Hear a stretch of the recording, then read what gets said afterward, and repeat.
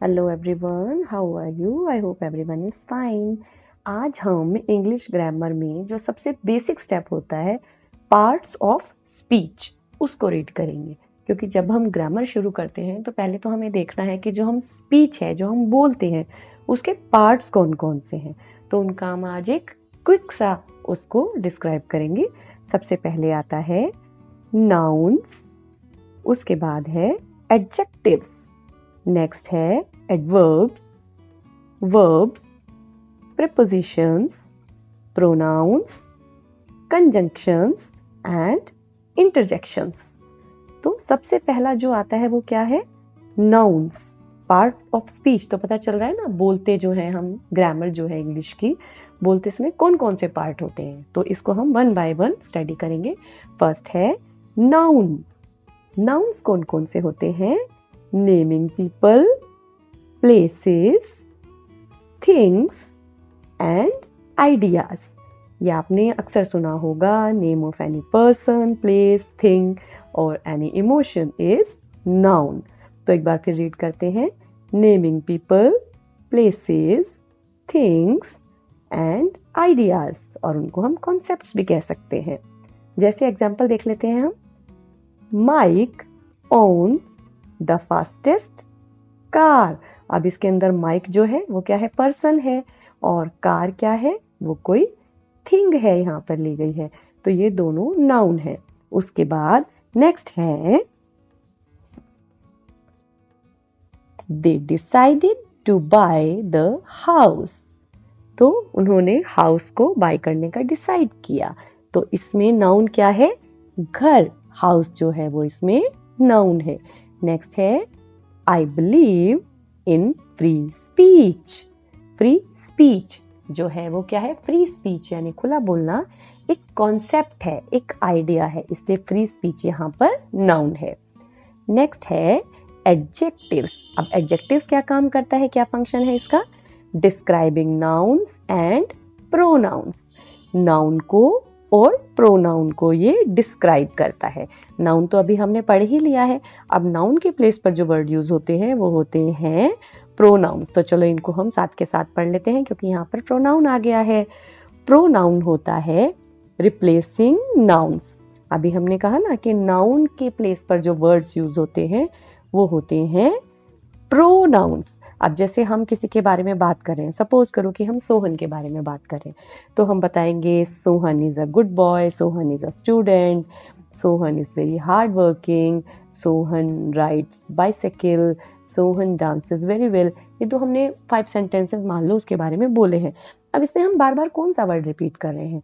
वो है सोहन, सोहन, सोहन, सोहन, सोहन। तो हम सोहन को एक बार यूज करेंगे और उसके बाद अगर उसकी जगह पर हम ही यूज करें, जैसे कि Sohan is a good boy, he is a good student, he dances very well, he is very hard working. तो यहाँ पर हम सोहन के बारे में बात कर रहे हैं, लेकिन बार बार सोहन सोहन नाम नहीं ले रहे हैं। तो सोहन जो कि किसी का नाम है, उसके जगह पर हमने ही को यूज किया, तो ही क्या है? प्रोनाउन। चलो एग्जाम्पल से समझते हैं। John gave her a gift. Her, her किसकी जगह पर आया है? कोई लड़की है, उसके जगह पर हमने हर लिखा है, तो ये प्रोनाउन है। Why did you push me? तुमने मुझे धक्का क्यों मारा? तुम कौन? हमने यहाँ पर नाम नहीं लिया ना, केवल तुम से कहकर उसको संबोधित किया, तो यू क्या है? प्रोनाउन है, नाउन की जगह पर यूज हुआ है। नेक्स्ट है please look after your self. अपना ध्यान रखो। तो हम किसी को कह रहे हैं कि अपना ध्यान रखो, लेकिन उसका नाम यहाँ पर हम नहीं ले रहे हैं, तो ये प्रोनाउन है। अब हम वापस चलते हैं एडजेक्टिव पर। नाउन की और प्रोनाउन की जो विशेषता बताता है, क्वालिटीज बताता है, स्पेशलिटीज बताता है, कैरेक्टरिस्टिक्स बताता है, चाहे अच्छा या बुरा जो भी, यानी डिस्क्राइब करता है उसके बारे में।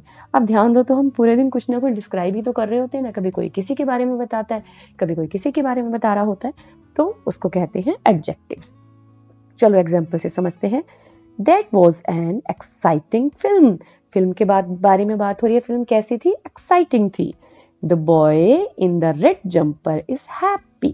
जो रेड जंपर पहने हुए बच्चा है वो खुश है। कैसा है वो? खुश है। और क्या पहना है उसने? रेड जंपर पहना है। तो ये एडजेक्टिव वर्ड्स है। This is the longest essay। essay की बात हो रही है और वो कैसा है? लॉन्गेस्ट है।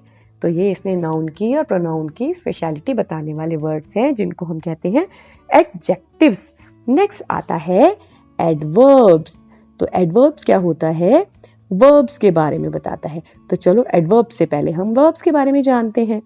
वर्ब्स क्या होती है, एक्सप्रेसिंग अ फिजिकल एक्शन और स्टेट, यानी जब भी कोई एक्शन हो रहा है, कोई काम हो रहा है, किसी की कोई स्थिति है, अवस्था है, उसके बारे में जो वर्ड्स बताते हैं वो होते हैं वर्ब। हिंदी में कहते हैं इसको क्रिया, कर्म, काम। Federer plays tennis. तो फेडरर क्या करता है, प्ले करता है। तो प्लेज यहाँ पर जो है वो वर्ब है। The floods are serious. Floods कैसे हैं, फ्लड्स आर सीरियस। तो आर यहाँ पर क्या है, वर्ब की तरह से यूज हो रहा है। टेक योर टाइम, अपना टाइम लो, तो टेक योर टाइम, टेक यहाँ पर वर्ब है। अब एडवर्ब क्या होगा, वर्ब के बारे में जो बताता है, यानी वर्ब को मॉडिफाई करता है, उसको हम क्या कहते हैं, एडवर्ब कहते हैं। ये वर्ब की विशेषता को बताता है। Modifying verbs, adjectives and adverbs. She walked slowly, वो धीरे चलती है। तो ये वॉक्ड यानी वर्ब है और स्लोली एडवर्ब है। They are extremely poor, extremely बहुत ज्यादा पुअर है, तो वर्ब की क्वालिटी बता रहा है ये। The police arrived very quickly, police कैसे आई, जल्दी से आई। तो अराइव में यहाँ पे वर्ब है और वेरी क्विकली एडवर्ब है। अब हम चलते हैं प्रेपोजिशंस की तरफ। ये क्या होती है, ये showing relationships of words and phrases. Preposition जो होती है वर्ड्स में और फ्रेजेस जो होते हैं उनमें एक रिलेशन बताते हैं, यानी कनेक्शन बनाते हैं कि क्या है, ऊपर नीचे दाएं बाएं, पोजीशन पता चलती है इससे। The book is on the table, book कहाँ है, टेबल पर। तो कौन बता रहा है ये, ऑन बता रहा है ये। अरे वाह, पोएम बन गई। कौन बता रहा है ये, ऑन बता रहा है ये, यानी ऑन ने यहाँ पर बताया कि टेबल के ऊपर कोई है। कौन है, बुक है। नेक्स्ट है he went into the room, वो गया, कहाँ गया, रूम के अंदर। तो किसने बताया, इनटू ने बताया। आई एम अगेंस्ट अबॉर्शन, मैं अबॉर्शन के अगेंस्ट हूं। तो अगेंस्ट से पता चल रहा है कि फेवर है या अपोजिशन में है या अगेंस्ट है। अगेंस्ट वर्ड बता रहा है इन दोनों के बीच में क्या कनेक्शन है। अब हम चलते हैं कंजंक्शंस की तरफ। कंजंक्शंस क्या होते हैं, joining words, phrases and clauses. जैसे अब ये देखो, he is tall and slim. अब वो टॉल है और स्लिम है, तो हमने कहा टॉल एंड स्लिम। इसने टॉल और स्लिम को जोड़कर कहा वो टॉल भी है और स्लिम है। I will wait until she arrives, मैं वेट करूंगा या करूंगी जब तक वो आती है। नेक्स्ट है Tom's sick, so he is not here. Tom is sick, so he is not here. Tom जो है वो बीमार है, तो इसलिए वो यहाँ पर नहीं है। तो बताया ना कि टॉम सिक है इसलिए, तो सो जो है यहाँ पर इन दोनों को जोड़ रहा है। नेक्स्ट है इंटरजेक्शंस। अब इंटरजेक्शंस क्या होती है, शोइंग स्ट्रॉन्ग इमोशंस और फीलिंग्स। इंटरजेक्शन से हमें इमोशंस, भावनाएं, फीलिंग्स पता चलती हैं। Wow that's brilliant news. अब ये वाओ से ही पता चल रहा है कि न्यूज जो है वो बहुत बढ़िया है। नेक्स्ट है आउच, दैट रियली हर्ट। अब वो हर्ट कर रहा है, ये आउच से पता चल रहा है। Hey how are you doing, यहाँ पर पूछ रहे हैं कि आप क्या कर रहे हो, कैसे कर रहे हो।